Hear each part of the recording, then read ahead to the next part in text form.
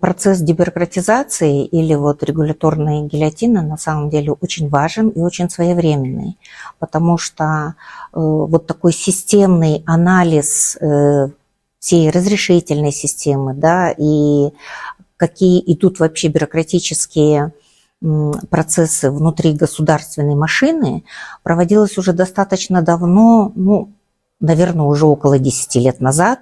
И, конечно, за это время назрели какие-то новые изменения, новые решения, вот та же автоматизация, да, цифровизация.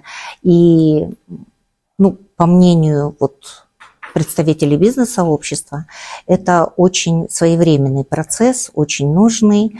И с учетом того, что у нас все больше и больше в бизнес вовлекается именно малый бизнес, микробизнес, то есть все больше людей на уровне индивидуального предпринимательства вовлекается в эти процессы, тем более очень важен вот этот процесс дебюрократизации с тем, чтобы люди действительно могли зарабатывать, не выезжая куда-то, да, у себя на родине, самостоятельно воспитывая своих детей, могли бы обеспечивать им достойные условия жизни.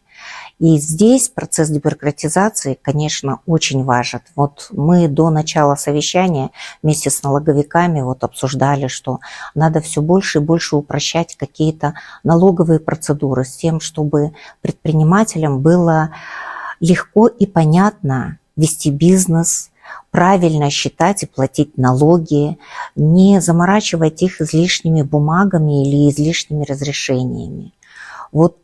Я выступила по поводу тех же трудовых книжек. Представьте магазинчик, где буквально 1 или 2 сотрудника, и те, собственно, это члены семьи. Мы же знаем, в регионах это же всегда такой мини-семейный бизнес. Но, тем не менее, государство требует соблюдения определенных правил. Это правильно, да? Но эти правила рассчитаны на очень крупные компании, то есть работодатель, тот же Комтор или какой-то мелкий ИПшник, и к нему одинаковый подход. Иногда считается, что да, равный подход – это очень правильно. Но уже много лет защищая малый и средний бизнес, я постоянно говорю, что в нашем государстве нельзя одинаково подходить к крупному бизнесу и к малому бизнесу. У них совершенно разные ресурсы, совершенно разные знания, и, соответственно, нельзя требовать от того же руководства Комтора, да, или от индивидуального предпринимателя одинаковые бюрократические какие-то все процедуры. Поэтому очень хотелось бы, чтобы в процессе дебюрократизации особое внимание уделили как раз-таки вопросам малого бизнеса, с тем, чтобы малый бизнес действительно открыто и прозрачно мог бы работать в нашей стране. Спасибо. Я представляю Ассоциацию поставщиков, производителей и дистрибьюторов. Я являюсь президентом этой ассоциации. Ускенбаева Гульнара Тураровна. Спасибо.